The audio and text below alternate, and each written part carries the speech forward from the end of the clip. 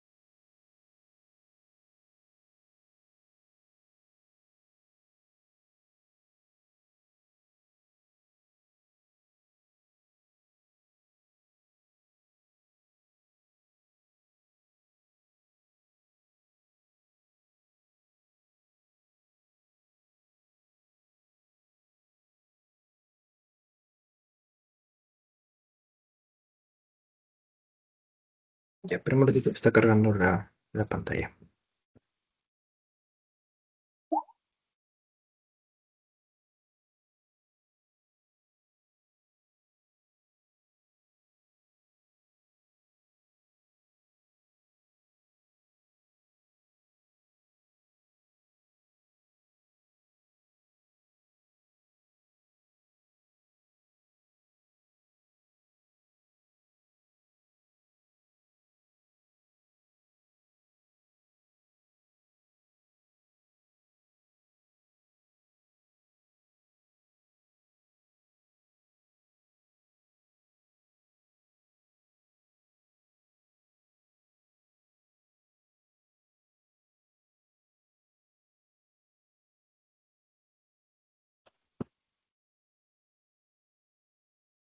Creo que se está visualizando.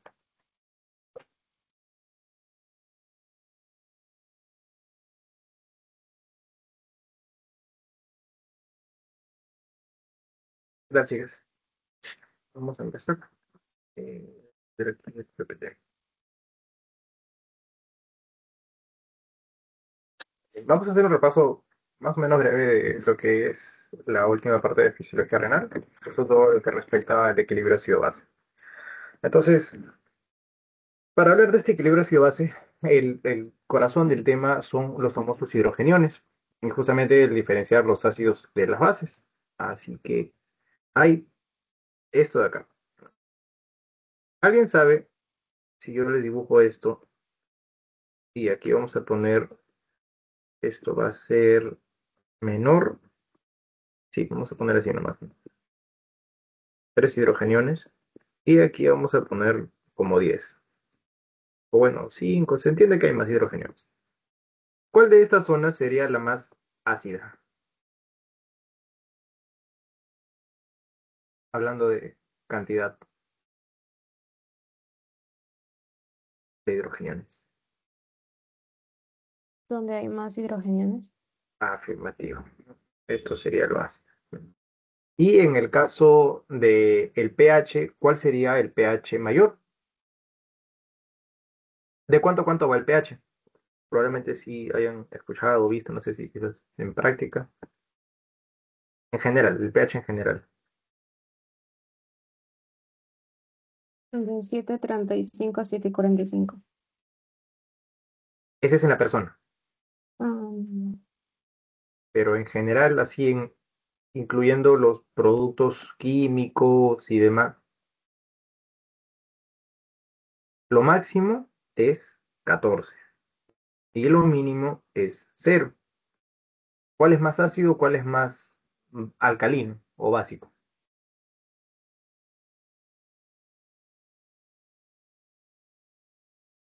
0 es el más ácido y acá vamos a poner así. Donde hay menos hidrogeniones es porque es más alcalino. Entonces, la cantidad de hidrogeniones es inversamente proporcional, puede decirse, al pH. Donde hay más hidrogeniones es más ácido, o sea, el valor es menor, te acercas más al 0 o al 1. Al 1 es lo Y en el caso de la parte alcalina es al revés. Ahora, ya yendo a la parte humana, está excelente, justo lo que mencionaste, ¿no? El pH que tenemos va a ser de 7,35 hasta 7,45. Y hay otros dos valores que son imprescindibles para poder hablar de equilibrio ácido-base o trastornos ácido-base y demás. Siempre es una triada. Son tres valores que van ahí uniditos de la mano. Uno empieza con C y el otro empieza con H. el bicarbonato y el CO2. Así es, ¿no? Bicarbonato y CO2. ¿Y cuántos son sus respectivos valores?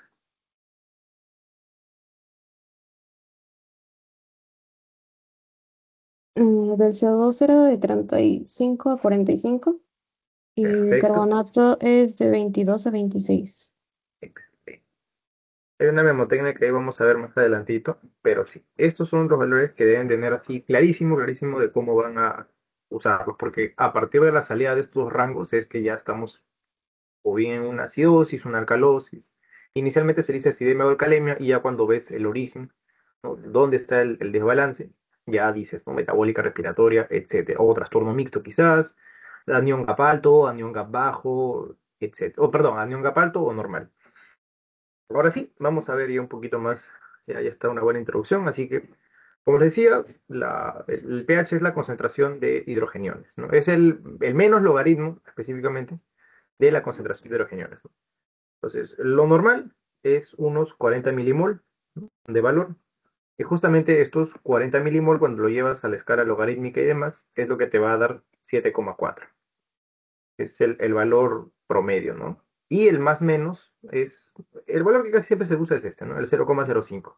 De modo que, pues, 40 menos, o sea, 7,4 menos 0,05 es lo que te va a dar, ¿no? El 7,35 al 7,45. Hasta ahí, uy, todo de chill. Ahora, este pH igual va a desregularse por ave situación de la vida que genere algún cambio en la concentración de ello. Para ello, tu cuerpo obviamente va a siempre buscar el estado de equilibrio. ¿Cómo se llama? Homeostasis. Así que son tres mecanismos los que usa para poder realizar esta compensación. Y estos incluso van a ir subiendo de intensidad. El primero son los famosos buffers, ¿no? O los tampones, ya sean extra o intracelulares, ¿no? Que es el mecanismo de amortiguamiento o tamponamiento. El segundo nivel que tienen ya es el control respiratorio, ¿no? Aquí el principal actor va a ser el dióxido de carbono. Y ya después, en un nivel un poquito más intenso, más lento, pero sí es el más fuerte de todos, es por la parte renal. Y justamente por eso es que abordamos este tema cuando se ve fisiología respiratoria y cuando se ve fisiología renal. Y en este caso aquí ya el principal actor va a ser el bicarbonato.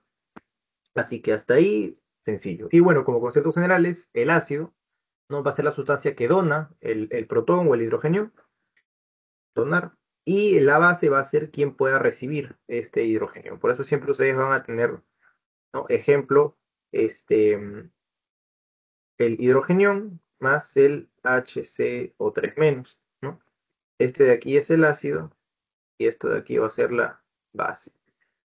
Que ahorita vamos a ver, o sea, en estos algoritmos se usa el dióxido en lugar de ese hidrogenio, pero van a ver por qué, ¿no? Mucho tiene que ver también la naturaleza de estas moléculas. Entonces, tenemos dos tipos de ácidos, los carbónicos y los no carbónicos. Los carbónicos son los que van a tener justamente el carbono como elemento central y viene del metabolismo de estas dos moléculas, carbohidratos y grasas, ¿no? Entonces, y estos principalmente se van a eliminar por vía respiratoria. Ahora, el dióxido como tal, el CO2, no es un ácido, es un gas. Pero la particularidad que tiene el CO2 es que, ¿qué pasa si a este tú le sumas agua?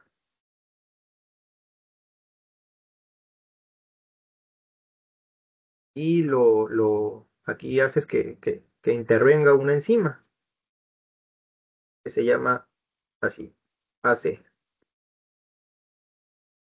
anhidrasa carbónica. Entonces, ¿qué es lo que vas a tener como producto?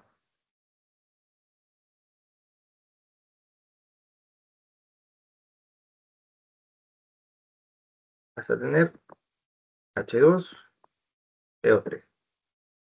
Sí, sí me lo recuerdo. Y esto de acá es el ácido carbónico. Y este sí es un ácido. Entonces, cuando vemos el dióxido como tal, no es el ácido, pero nos da la referencia o nos hace pensar en que esto va a generar ácido carbónico. Si hay un dióxido de carbono, pues, lo tratas como que de igualar a lo que sería una molécula de ácido carbónico, porque no le sumas un agüita y se crea esa fórmula. Y obviamente esto también es reversible, todo mediante la anhidrasa carbónica. Ahora bien, este ácido carbónico justamente se va a disociar en dos moléculas, ¿no? Si le quitamos un hidrógeno, aquí sale uno. ¿Y qué nos quedaría? Un hidrógeno, un carbono y tres moléculas de oxígeno. El hidrógeno cuando está solito tiene carga positiva y a este, al todo el resto del compuesto, como le quitas una carga positiva, le dejas, ¿no?, un negativo. Así que esto de aquí, ¿cómo se llama?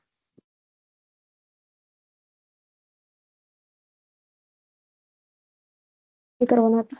Así es, ¿no? El dióxido de carbono y este va a ser nuestro bicarbonato. Entonces ahí ya tienen los dos elementos que van a evaluar siempre a la hora de ver sus trastornos ácido-base. El pH va de cajón y aquí tienen el dióxido y el bicarbonato y esta es la relación que van a tener. O sea, ¿por qué es que siempre se evalúan estos dos? El punto de convergencia es eso. Así que tenganlo de referencia.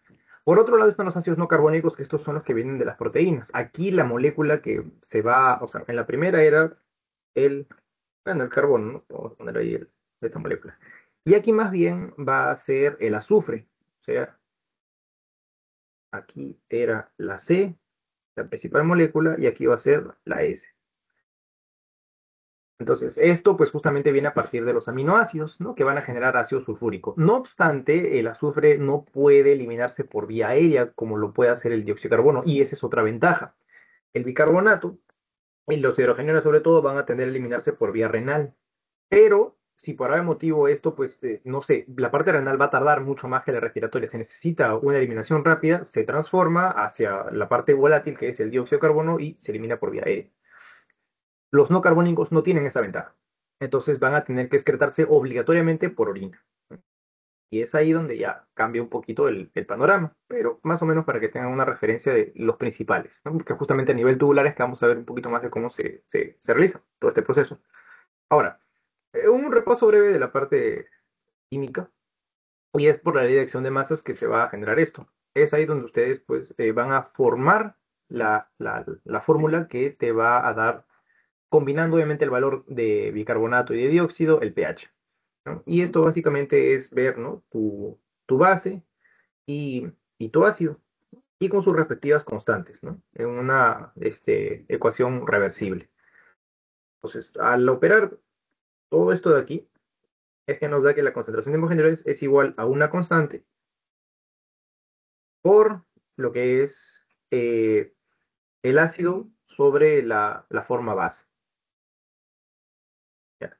Y es aquí que a esto le agregamos los logaritmos y nos sale por un lado el menos logaritmo, que sería esto, de la concentración de los riñones, Y por el otro lado, el menos logaritmo de la constante, que esto va a ser el famoso pk, y el menos logaritmo como aquí se invierten, va a ser de la base sobre la forma ácida, ¿no? Recuerden que esto de acá es la forma base, porque tiene la parte negativa, y esto va a ser la forma ácida. Entonces, nuestra base y nuestro ácido son las moléculas que habíamos visto hace un ratito, y eso se ve aquí a continuación. Entonces, nuestra forma base es el bicarbonato, y la forma ácido es el CO2. Obviamente, como uno está en forma de gas, va a tener que tener un factor de conversión, ¿no? Para que todos puedan llevarse a la misma unidad, porque uno está en miliequivalentes, ¿no? Y el otro está en milímetros de mercurio.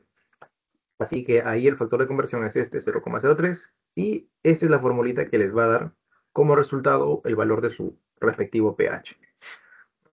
Para no enrollar mucho, ese es el resumen básicamente de esto. Y estos son valores normales, por si acaso, ¿no? Para que puedan ver cómo es que se llega a que el pH es 7,4. Uno, por la concentración de que eran 40 nanomoles. Y otro es porque pues hay los valores normales del dióxido y el bicarbonato. El valor normal del bicarbonato es perdón, de entre 22 y 26, el promedio es 24, y su dióxido de carbono, como es de 35 a 45, es 40. Entonces, aquí están estos valores, reemplazan en la ecuación, operan y le sale 7,4.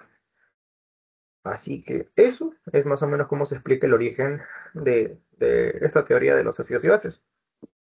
Ahora, llevándolo ya a la parte más renal o fisiológica, está todo esto que es la ecuación de Henderson-Hasselbalch que hemos visto.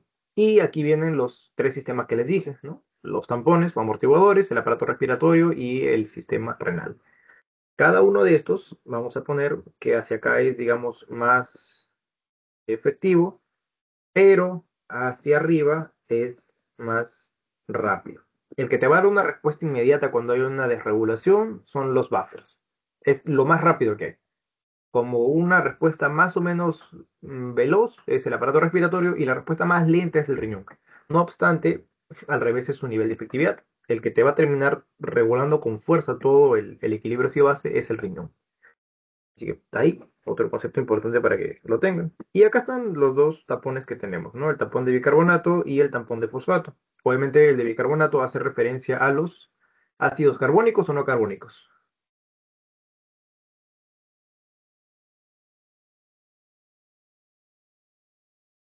Ácidos carbónicos. Porque justamente acá está su molécula de carbono, que es la más icónica que vamos a tener. Bien, ahora sí vamos a hablar de cada uno de estos sistemas de compensación. Primero están los buffers o tampones o amortiguadores, que son los que tienen una capacidad ágil de poder liberar hidrogeniones, ¿no? O también ser aceptores de algunos. Entonces, por ejemplo, aquí entran pues el buffer de bicarbonato, como les decía, y el otro que es el tapón de fosfato, ¿no? Que por la parte del bicarbonato puede ser aceptor, ¿no? Y su forma ácida es el dióxido de carbono, ¿no? Que no era como tal un ácido, pero hacía referencia al ácido carbónico. Y el fosfato similar, ¿no? Ahora, el tema es que aquí ustedes van a tener ácidos fuertes y ácidos débiles, ¿no? El bicarbonato es un ácido un poco más débil, el otro es un ácido más fuerte. El tema con los ácidos fuertes es que son tampones pobres, porque la fuerza de unión que tienen al hidrogenión es demasiado. Entonces, lo que se necesitan justamente los tampones es poder captar rápido y después también poder botar, ¿no? En cambio, los que son ácidos fuertes generan una fuerza de unión al hidrogenión tan fuerte que se quedan enganchados, y de ahí no tienen capacidad de poder desprenderlo para que se elimine y poder recibir a otros. Pues ahí la diferencia de, por ejemplo, lo que es este tampón, ¿no? De dióxido y bicarbonato versus el que es de ácido fosfórico con el ion fosfato. Entonces, ahí están las curvas de titulación, puede decirse, y su respectivo pK, ¿no? Este es el que idóneamente más se usa. Hablando ahora de los buffers extracelulares, porque también hay intracelulares, son justamente estos dos tampones. De los dos, el más importante es el de bicarbonato y dióxido de carbono. Es el más grande de los tampones que hay, ¿no? Y es por la facilidad que puede disociar el hidrogenión o el ion bicarbonato. Además, este va a tener una fase gaseosa y una fase acuosa. Y justamente esta es la ventaja que tiene para poder eliminar los mismos por vía respiratoria. Por otro lado está el tampón de fosfato, ¿no? O tampón de fosfato inorgánico. El tema es que la cantidad, por ejemplo, de bicarbonato va a ser mucho mayor que la que hay de fosfato. Entonces, es como que hay un montón de bicarbonatos disponibles para poder regular eso, a diferencia de los fosfatos, que serán pues, uno o dos, ¿no? O sea, en relación a todo lo que hay de bicarbonato disponible. Y y bueno, que como les mencionaba, ¿no? El bicarbonato y el dióxido tienden a poder formar el dióxido de carbono, ¿no? Que es una sustancia volátil y puede ser eliminada más rápido, ¿no? Los tampones de fosfato no. Los sulfúricos o con azufre tampoco. Esos tienen que eliminarse solamente por la parte excretoria, o sea, la vía renal. Hasta ahí más o menos eso. O sea, lo más importante es que este tampón de aquí es el que te va a comandar gran parte de la regulación ácido-base a nivel extracelular, ¿no? En sangre y demás.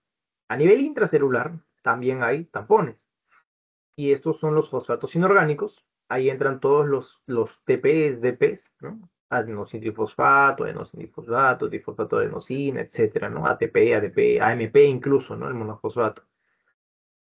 O algunas moléculas como el 2,3 difosfoliserato, ¿no? No sé si por ahí recuerdan un poquito de esto en la curva de disociación oxígeno-hemoglobina, ¿no? Por quizás respiratorio o algo por ahí en el mato.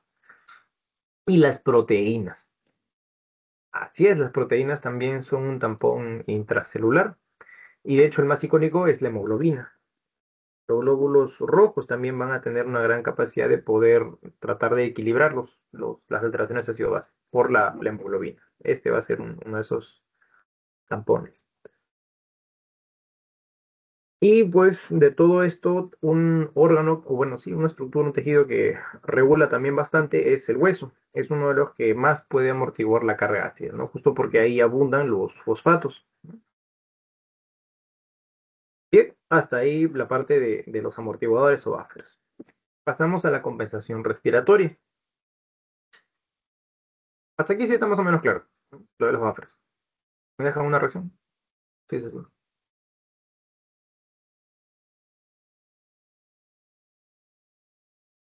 Perfecto.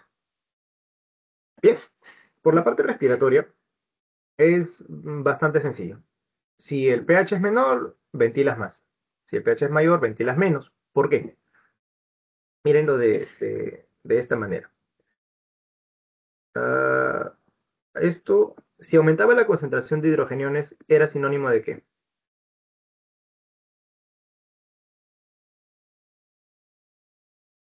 ¿De que está más ácido o más Que era más ácido. excelente? Si es ácido, obviamente el pH es menor. Entonces, esto lo que va a hacer, o bueno, esto, mejor dicho, antes de explicar esto, ¿cómo creen que se traduciría con el dióxido de carbono? ¿Cómo estaría el dióxido de carbono? ¿Aumentado o disminuido? Y estamos en un medio ácido. Y el dióxido de carbono es la representación del ácido carbónico. Elevado. Bien. Entonces, ¿qué tiene que hacer el cuerpo? Expulsarlo. ¿Cómo se expulsa el dióxido de carbono? Se acabó. Así que ventilación. Por eso, esto es lo que va a generar que aumenten las ventilaciones. Y esto es un sinónimo a nivel semiológico, si lo quieren ver, como pues su frecuencia respiratoria. Son más de las veces que vas a aumentar la cantidad de respiraciones que tienes, incluso también la profundidad de las mismas. En algunos patrones, ¿no? No sé si se acuerdan, por ejemplo, de cuál, el Kussmaul, pues son respiraciones rápidas, una frecuencia respiratoria alta y profunda, ¿no? Porque hay frecuencia respiratoria alta superficial, que estás como que medio ahogándote, y una que das una inspirada fuerte y botas una gran cantidad de aire. Entonces, algunos de esos patrones los vamos a ver en estos desequilibrios. Espérenme un ratito que se me acaba la batería.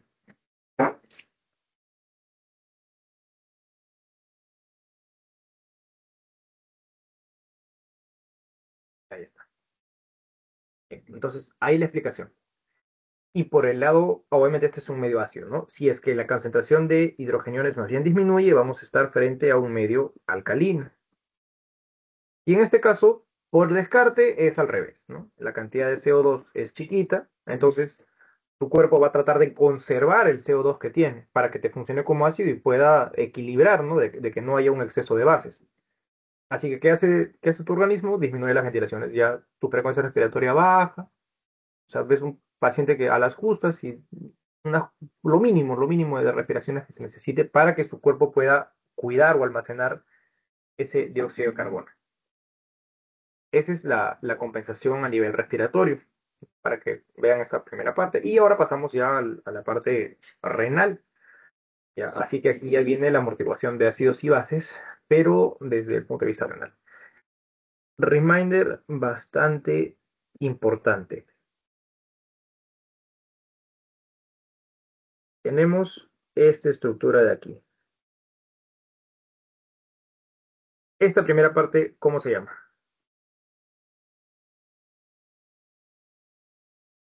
Túbulo. Contorneado proximal. Perfecto. Esta parte de aquí El asa de Henle. es la de acá, es el túbulo,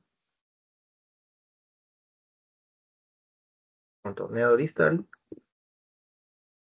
Y por aquí ya está el túbulo colector. Es importante que recuerden esto porque a diversos niveles del túbulo es que va a haber una regulación más o menos de justamente las moléculas que estamos hablando, tanto por la parte del buffer de los ácidos carbónicos, o sea, hablando del CO2 y el bicarbonato, como por la parte de los que no son volátiles, o sea, el fosfato o el azufre o sulfuros. Entonces, para que más o menos ahí vean. Por ejemplo, ¿dónde creen que se va a dar la mayor cantidad de metabolismo, conversión y demás de bicarbonato en todo este sistema?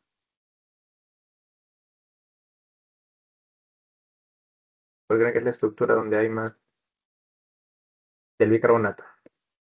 ¿Dónde el bicarbonato va a ser el prota, como dicen? ¿Dónde se reabsorbe bicarbonato?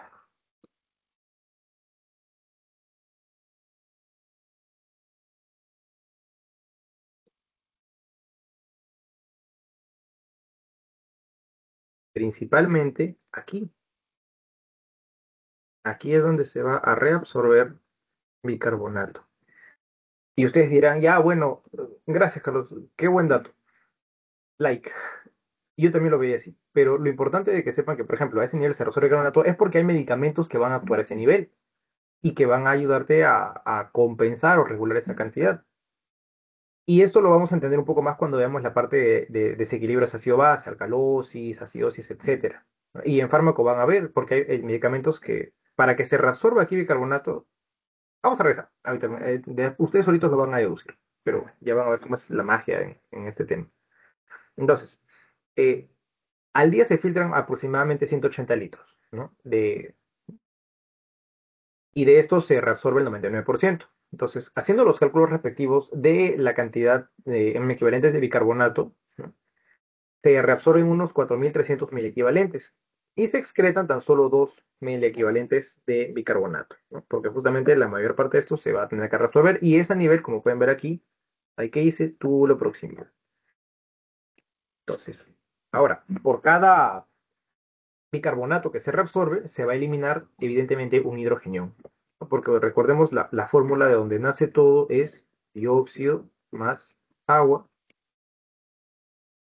una reacción reversible con hidrogenión más bicarbonato. Y aquí va a intermediar la anhidrasa carbónica. Acuérdense de esta enzimita, es muy importante. Y en fármaco me lo van a agradecer. Bien, entonces el proceso que se da es el siguiente. Hay, sí han escuchado, sí deben haber escuchado ya probablemente de los transportadores, cotransportadores, contratransportadores y demás. En medio interno, si mal no recuerdo, hablan de eso. Así que aquí van a tener un contratransportador de sodio e hidrogeniones, ¿no? O intercambiador de sodio e hidrogeniones. Y lo característico es que a nivel justamente del túbulo proximal van a tener la anhidrasa carbónica tanto en la parte extracelular como en la parte intracelular. Y la parte extracelular, por si acaso, esto de acá es el túbulo. Así que voy a pintarlo de amarillo porque pues hace referencia a donde se va a estar formando la orina. La agarren más o menos contexto. Y por el otro lado van a estar los capilares. Vamos a pintar esto aquí de rojito, más o menos. Recuerdan que había, ¿no?, su arteriola aferente, eferente, y el eferente iba formando los capilares a nivel de todo el sistema tubular, y de ahí ya se formaban las vénulas, venas y la vena renal como tal. Bien. Ahora, de todo esto, lo importante es que ustedes, hacia el lumen, pues se va a filtrar, ¿no? Parte de ahí está, bicarbonato filtrado.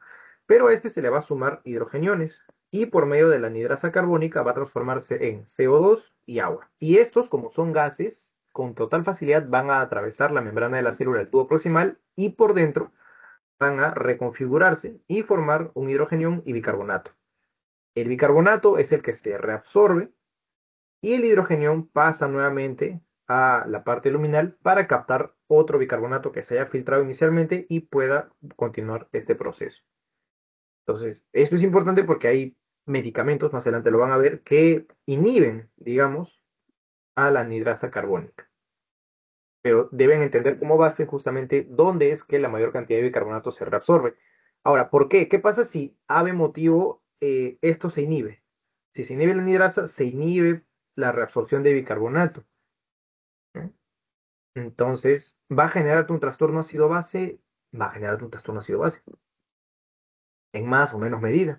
Entonces, por eso es como que importante saber más o menos o entender estos conceptos. Ahí se colgó la presentación. Ven, un ratito.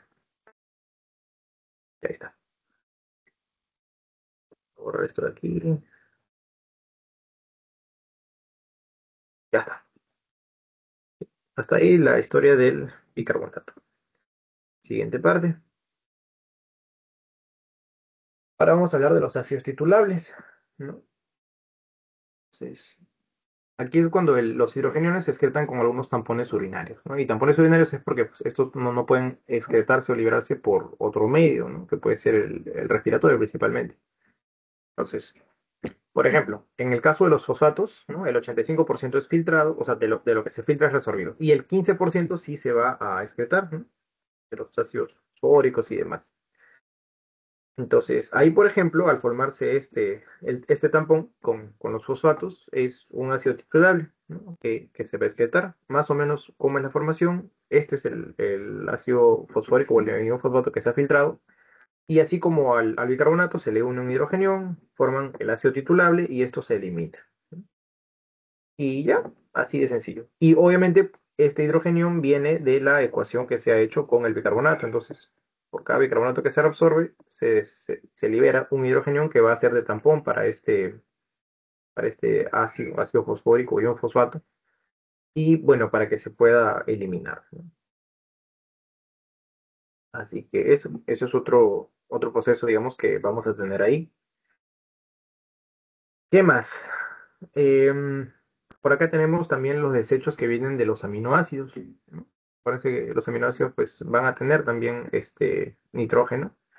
Entonces, de ahí vienen algunas sustancias como puede ser la glutamina, que al disociarse, o sea, se convierte en glutamato y N4H, o NH4, perdón. Y este igual va a asociarse al hidrogenión para que esto pueda eliminarse, ¿no? Entonces, más o menos aquí esto sucede a nivel, una parte del túbulo proximal y otra parte a nivel del túbulo colector, ¿no?, en las células intercaladas alfa. Mecanismos, lo mismo, la misma letanía que hemos visto hace un momento. Dióxido, agua, bicarbonato de hidrogenión, el hidrogenión sale y es el que va a asociarse al- a los iones que contengan el nitrógeno, ¿no?, para que puedan eliminarse. Sí, eso es lo más importante por aquí, al menos a rescatar. Y ahora sí, pasamos a lo que más nos interesa, que son los trastornos ácido-base. Entonces, de aquí lo que hemos visto justamente era el pH, el bicarbonato y el dióxido y sus valores normales. Aquí hay lo que al menos yo conocí como la regla de los cuatros. ¿Y por qué cuatros? Es porque, si se dan cuenta, en todos estos va a haber un 4 de común que lo pueden relacionar para no olvidarse de los valores. Entonces, por ejemplo, el punto medio entre 7,35 y 7,45 es 7,4. El dióxido de carbono entre 35 y 45 es evidentemente 40. Y el bicarbonato va entre 22 y 26, o sea que es 24. Aquí es mili equivalentes, aquí es milímetros de mercurio y aquí es, bueno, pH, ¿no? Así que ahí queda. Entonces, si se dan cuenta, aquí se repite esto de acá. Claro, cada uno va a variar, ¿no? Por ejemplo, este es más menos 0,05, este es más menos 5 y este es más menos 2. Pero lo importante es que recuerden el valor central. Y con eso van a hacer el análisis de los trastornos, que es lo que viene aquí a continuación. Sí, se fue.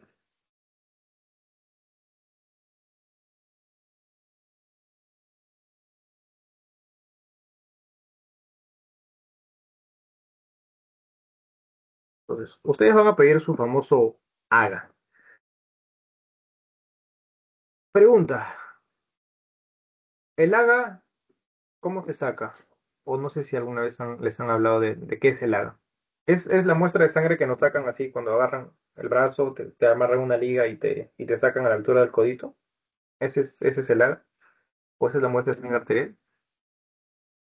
Si no saben, no hay problema, pero pregunta random.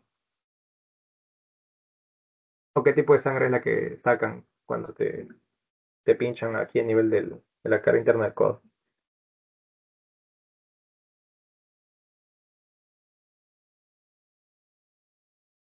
Es de sangre venosa, por si acaso. La sangre arterial es distinta, es otro procedimiento.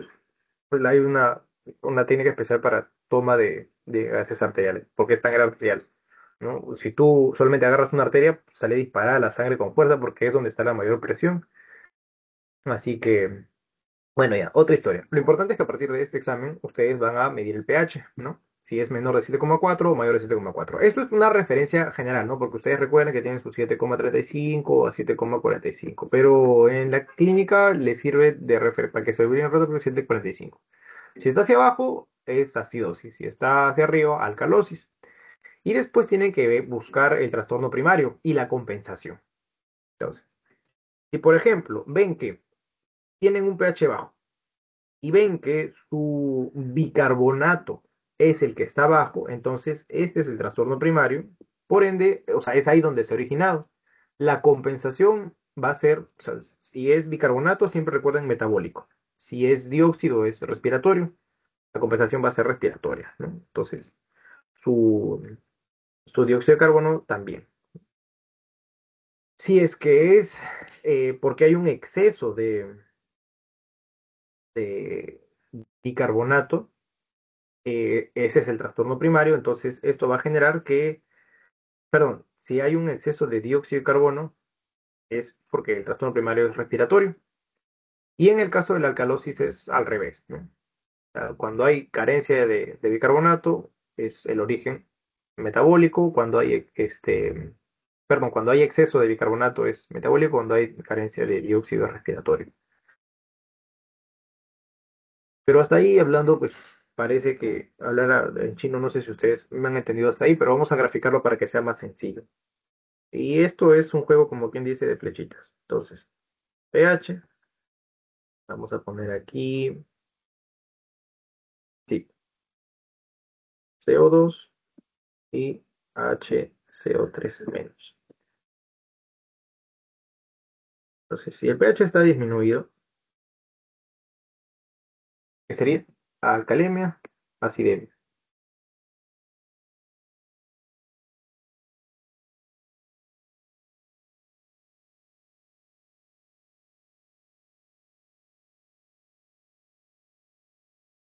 Ácido, ¿verdad? Acidemia.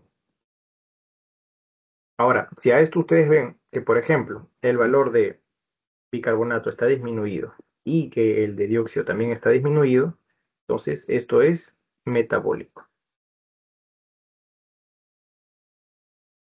Caso contrario, y aquí el pH está alto, y ven que los otros dos están en el mismo sentido que el pH, por ejemplo, este está aumentado, y este de aquí también está aumentado, entonces vamos a estar hablando de una alcalosis, y si están todos en el mismo sentido, metabólico, es metabólico. Ahora, ¿qué pasa si es al revés? Nuestro pH está disminuido, pero vemos que el dióxido de carbono está aumentado. El bicarbonato también está aumentado. Si se dan cuenta, aquí ya la cosa ha cambiado. Voy a dibujarlo así de esta manera.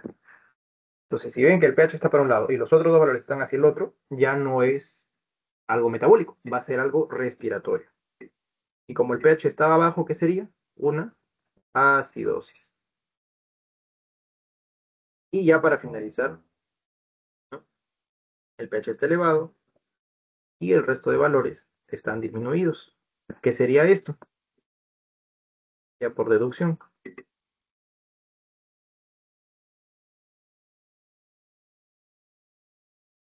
Alcalosis respiratoria. Perfecto. Dosis respiratoria. Hasta ahí sí está más o menos claro.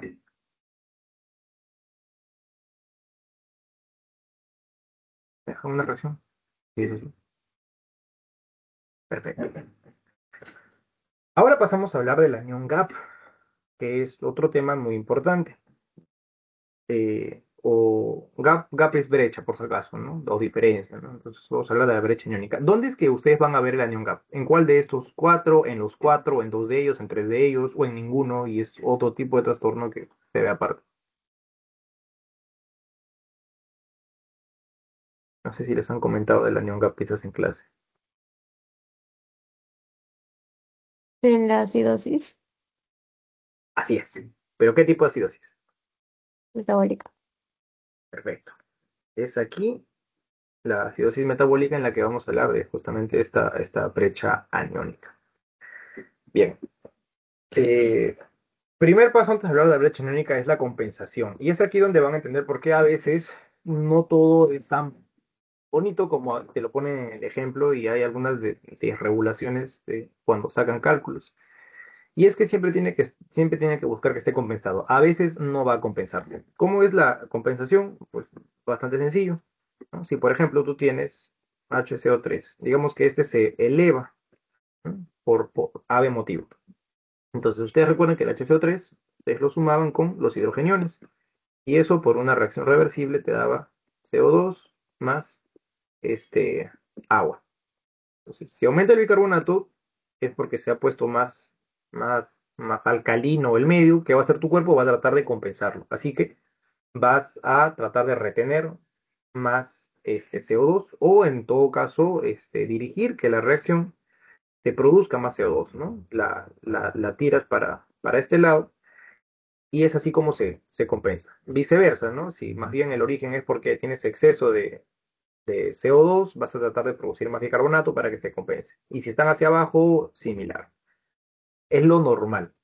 Pero esta compensación a veces no aguanta y se va y ahí es donde van a tener trastornos mixtos o descompensados y demás. Para ello hay ciertos valores, ¿no? Que deben ahí recordar. Bueno, estos son los que manejamos en el libro del Costanzo, sí, de Línea Costanzo. No sé si les hayan cambiado la TEO, pero por ahí a veces cambian una cifra pequeña, pero casi siempre es una constante lo que se tiene aquí, ¿no? En la acidosis metabólica, si, como aquí obviamente el origen siempre es el bicarbonato, siempre que hay metabólico, el origen es el bicarbonato.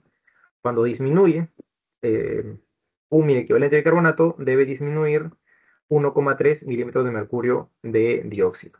En la alcalosis, lo contrario, ¿no? Cuando aumenta un equivalente, aquí no disminuye 1,3, es solo 0,7 de dióxido. Y en el caso de los respiratorios, sí va a ser un poquito más los valores porque hay una fase aguda y una fase crónica. Pero en resumen, en las fases crónicas siempre es 0,4 el valor. Y la fase aguda depende. Si es acidosis, va a ser 1, o 0,1 mejor dicho, y si es alcalosis es 0,2. ¿No? Hablando porque todos son como compensación en mil equivalentes de bicarbonato, porque si es respiratorio el problema, voy a cambiar aquí a rojito, bueno, naranja, si es respiratorio el problema, obviamente el origen va a ser el dióxido. Entonces aquí el parámetro son 1 nada más de dióxido, o sea, un milímetro de mercurio, porque su valor es como presión.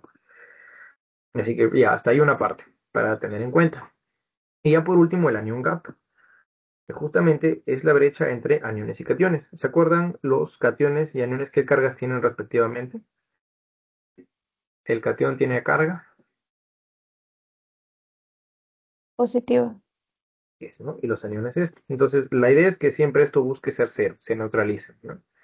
En la barra de los cationes, eh, extracelulares obviamente, porque estamos hablando del medio extracelular, principalmente es el sodio, es la que más abunda. Y a veces también pueden considerar el potasio. Y por la parte de los que tienen carga negativa, van a tener al cloro, van a tener al bicarbonato, que es el que más nos importa, y a los aniones no medibles, que justamente es esto de acá, la brecha aniónica, que entra proteínas, fosfatos, citratos, sulfatos, etc., etc. Como es una cantidad muy chiquita de cada uno de ellos, no se llega a medir, así que se saca por descarte. Es esta brecha la que va a poder estar normal o va a poder estar elevada, dependiendo de qué sea lo que sucede. Por ejemplo, si disminuye, digamos, al, qué sé yo, eh, vamos a ver más adelante algunos trastornos, ¿no? Pero, por ejemplo, si hay una disminución del cloro, digamos que el cloro llega hasta acá, hay dos opciones. O bien el bicarbonato trata de compensar toda esa barra e incrementa, o simplemente se queda tal y como está y lo que va a incrementarse es tu yato aniónico. Entonces, cuando el bicarbonato hace la chamba de compensar la carencia de cloro, el yato iónico se va a mantener, va a ser un anión gap normal, porque se conserva. Cuando el bicarbonato dice, ya no doy, amigo, yo me mantengo como tengo, o sea, como es mi valor normal, y esta compensación de acá la va a manejar más bien el yato aniónico, es el anión gap alto. En términos sencillos para poder entenderlo, ¿no? Y el cálculo justamente del anión gap es así, ¿no? O sea, la parte positiva menos la negativa. Esta es toda la carga positiva y estos son los que tienen carga negativa. Entonces, el total de estos menos el total de los que tienen carga negativa. Y el valor normal aproximadamente es de 8 a 16 mil equivalentes por litro, según la parte de nefro, porque en respiratorio el valor lo consideraban de 8 a 12, si mal no recuerdo. Pero para nefro es 8 a 16, y es los valores que están en el Guyton y demás. Así que hasta ahí, hasta aquí también está todo claro.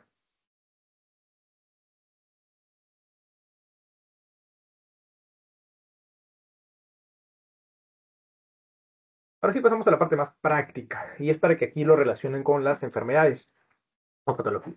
Empezamos con la acidosis metabólica, que es la única que tiene anión GAP alto o anión GAP bajo, porque justamente el que va a moverse es, si les digo metabólico, estamos hablando del bicarbonato, de la estrella. La patología de la que más se les debe venir a la mente cuando escuchan acidosis metabólica es definitivamente una que se llama DM. ¿Qué significa DM?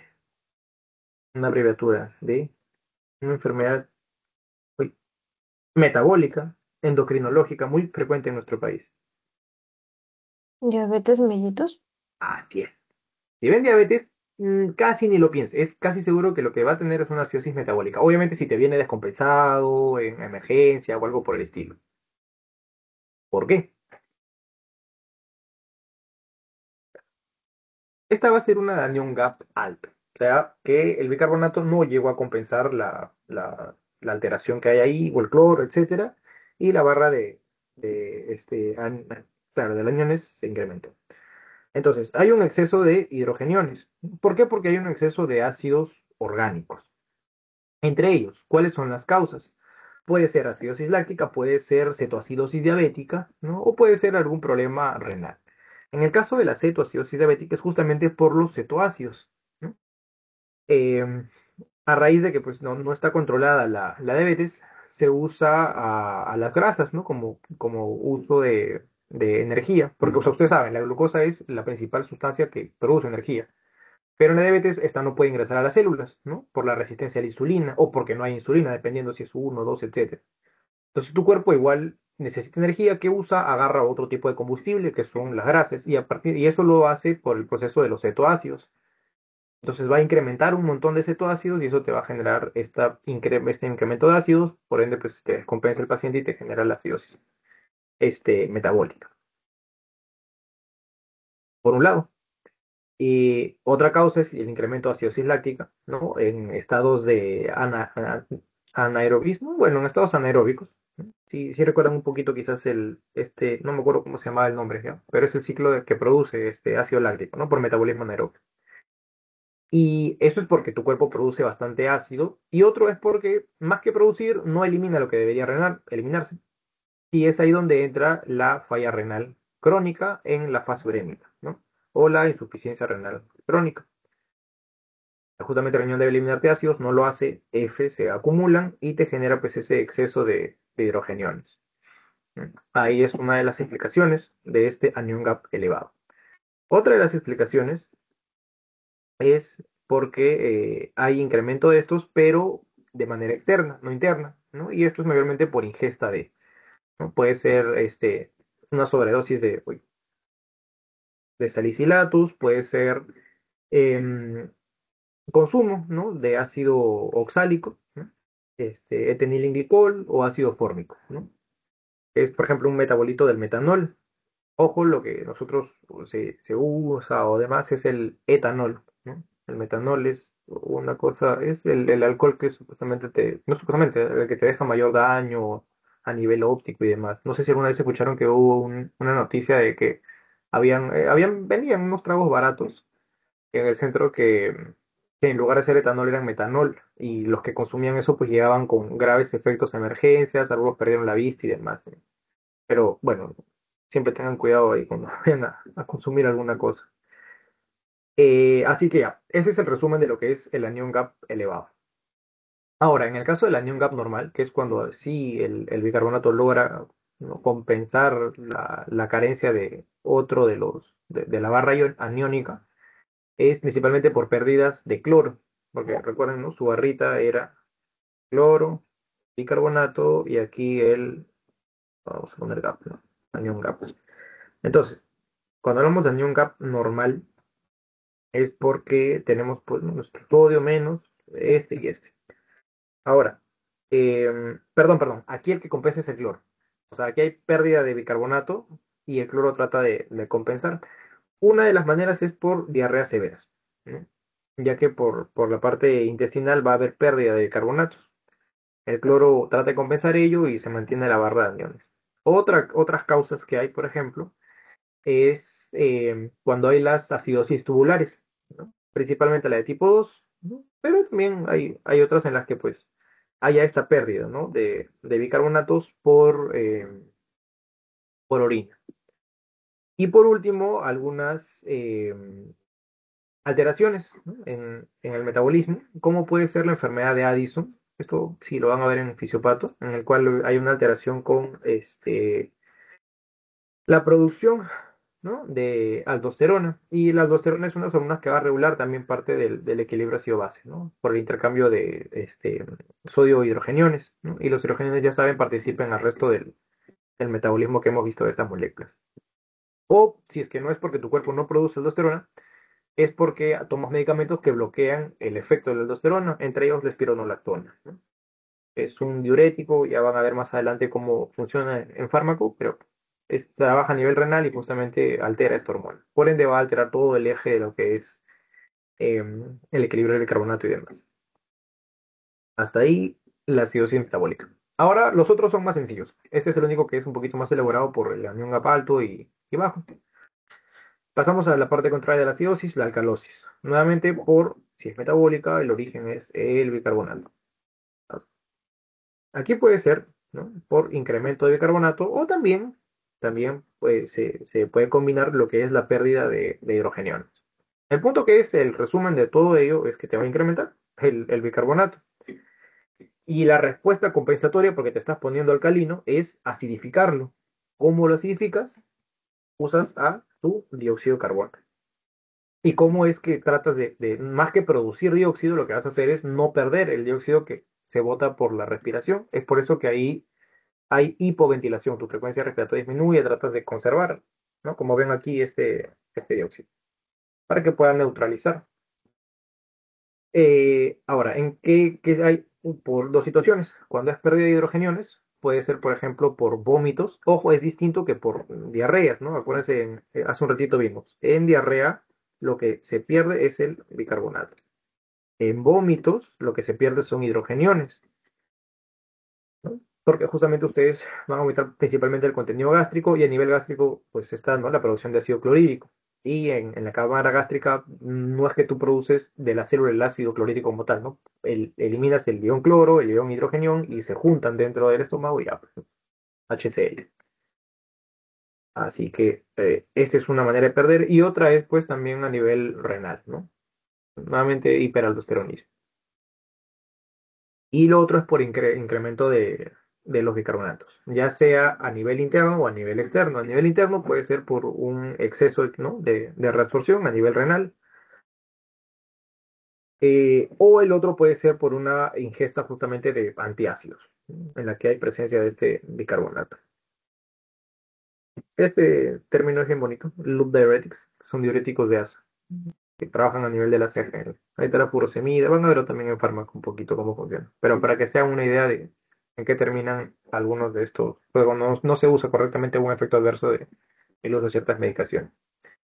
Y ya pasamos a la parte respiratoria. Aquí es al toque realmente.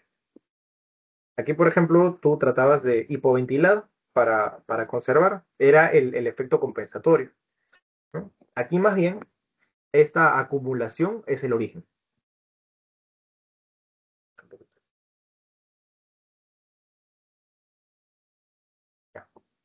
Aquí la hipoventilación no es la compensación, sino es el origen. Y esto es lo que justamente va a hacer que incremente esta cantidad de dióxido de carbono. El dióxido era nuestro ácido, entre comillas.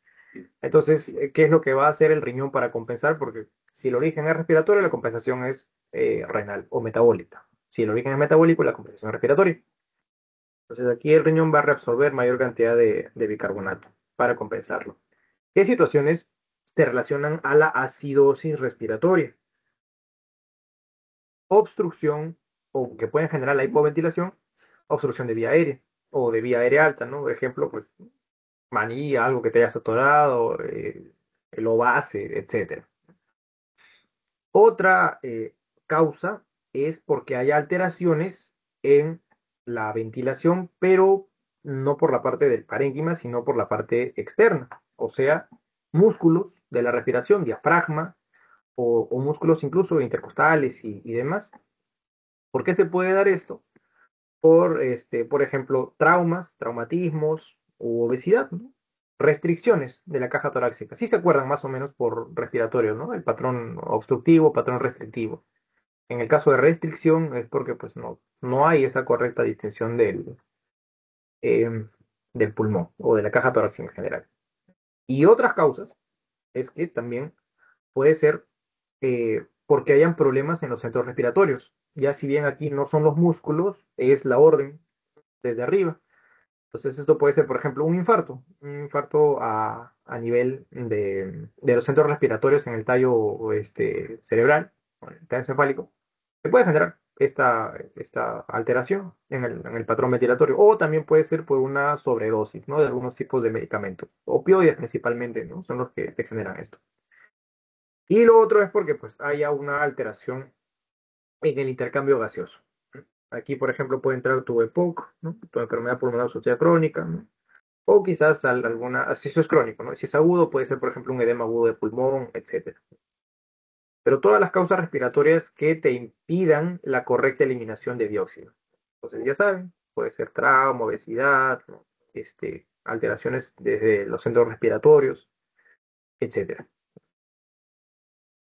Y la alcalosis respiratoria es lo contrario. Aquí, como pueden ver, el origen es porque se está botando más bien todo el dióxido o más del dióxido que se debería. Pierdes un montón de dióxido que hace tu riñón, va a disminuir, o sea, va a disminuir la reabsorción de bicarbonato, o sea, facilita de que este se elimine para que se pueda compensar un poco ello. Eh, Hay una respuesta compensatoria normal y una normal, ¿no? La normal es, por ejemplo, en situaciones de hipoxia, ¿no? Justamente, pues, a raíz de la hipoxia, tú vas a tratar de inspirar más, ¿no? Para ganar más oxígeno y también vas a, por ende, expirar más, ¿no? Entonces, ahí se pierde el dióxido. Esto puede ser, por ejemplo, por embolismo pulmonar o por cuando estás a alturas, a grandes alturas, ¿no? Como la oxigenación es menos, vas a estar más en ese intercambio. Por eso, cuando pues, se va a la sierra, em, el soroche, que a veces van a sentir es un efecto de esta alcalosis respiratoria, porque como están ahí tratando de oxigenarse, se pierde bastante bicarbonato, perdón, se pierde bastante dióxido. Y cuando es por una respuesta anormal, puede ser, por ejemplo, por ataques de pánico o ansiedad, que justamente te empiezas a hiperventilar, sobredosis de salicilatos, o quizás algún tumor cerebral o algo, ¿no? Que también te altere los centros respiratorios, que te genere más bien una hiperventilación. Bien. Hasta aquí también está todo claro, si no, más o menos. Muy bien. Entonces, ya para terminar, quiero ver si aquí sale. Sí, ya. Este casito. Vamos a poner aquí un ejemplo. No sé, Filiberto. Ya. Filiberto es alguien que va a ir a dar su final de fisiología, pero tanta es la preocupación que tiene, ¿no? Que sufre un ataque de ansiedad y empieza a hiperventilar. Y sus síntomas van a ser mareos, sensación de entumecimiento, hormigueo en manos, ¿no? Como lo ven todo medio descompensado, lo llevan a emergencia. Así que en el centro de salud es atendido por, vamos a poner a ver quién quiere ser doctor ahí. Vamos a poner aquí la doctora Michelle. Está usted de guardia, piden un AGA y ven los siguientes resultados. pH de 7,56, PCO2 de 23 y PCO y bicarbonato de 20. ¿Qué tendría nuestro estimado paciente Filiberto? ¿Está normal? ¿Tiene algún trastorno ácido base? ¿Pura mañitis? ¿Qué opinan? Vamos a analizar cada uno de estos. ¿Cuánto era el valor normal del pH?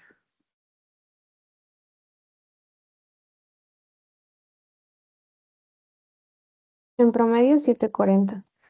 Perfecto, ¿no? Más o menos. El CO2 40. y el bicarbonato. 24. Perfecto. Entonces, ¿nuestro pH cómo está? Arriba, abajo, normal. Arriba. Perfecto. Voy a poner así el pH, CO2, bicarbonato. Este está elevado. Entonces, desde ahí ya estamos pensando en una acidosis o alcalosis. Calasis. Perfecto. Ahora, el dióxido, el PCO2, ¿está elevado o disminuido? ¿O normal? Disminuido. Muy bien. ¿Y el bicarbonato? Elevado. ¿Elevado seguro? Ah, disminuido. Claro, porque esto es más menos 2. Hasta Ujú. 22 aguantamos más o menos. Entonces, ¿qué ven aquí? El pH y estos valores tienen el mismo o diferentes sentidos. Ah, diferentes sentidos. Y si es diferente, es en que pensamos en un trastorno respiratorio o metabólico, o normal. Respiratorio. Perfecto. Entonces, justamente la respuesta es esa. Nuestro amigo Filiberto tiene alcalosis respiratoria. Eso fue lo que sucedió. Y si recuerdan, o sea, ese es por la parte que lo sacan ahí con el AGA y más o menos ello. Y por la parte del cuadro, incluso ya con esta palabrita, y empieza a hiperventilar, ya más o menos saben dónde está el origen, ¿no? Solo por la teoría de cuáles son las causas, ¿no? Por ejemplo, acá, ¿no? Ven ahí, ansiedad, ataques de pánico, es una de las causas de alcalosis respiratoria, como ejemplo. Así que hasta ahí esta parte, y ahora sí ya vamos a pasar a la segunda parte de esta clase. Así que, igual, ahí está la bibliografía, y vamos a darle stop a esta grabación.